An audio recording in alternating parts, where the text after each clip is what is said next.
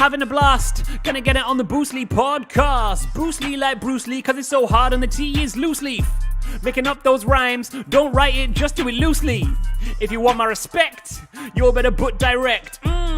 Here are the words in the podcast, that's what comes next. The other thing that I would potentially look to do is I would look to utilize Google Ads. So that there is a training that you've got access to that is called the Bid on Brand one. Now, what you can do with that is that when anybody Googles the term Jesswood Properties, for example, so this could be somebody that is currently staying with you, or they could have said to a PA to check it out, or they're seeing you on OTA or social media or word of mouth or whatever. They go and search that term. And what you can have is you can have a Google ad sitting on the top here. Now you may think, and a lot of people say to me, well, Mark, why would I do that when I've got all of this information here? First words that the people see is everything. And what's really important on this section here, when they run this search for Jesswood Properties, is you can tell them as much as possible. So with a Google ad, you can manipulate the text. So if you can see the screen now, where it's Jesswood Properties, where it's your website, it just says Jesswood Properties is a family-run business where our goal is to create an innovative property management experience for our clients. We provide specialized ...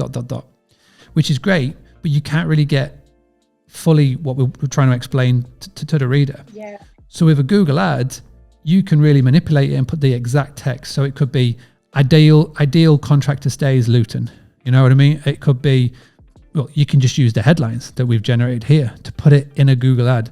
So again, Google ad is everything. Google now is your homepage. So it's what can you put here to get the click?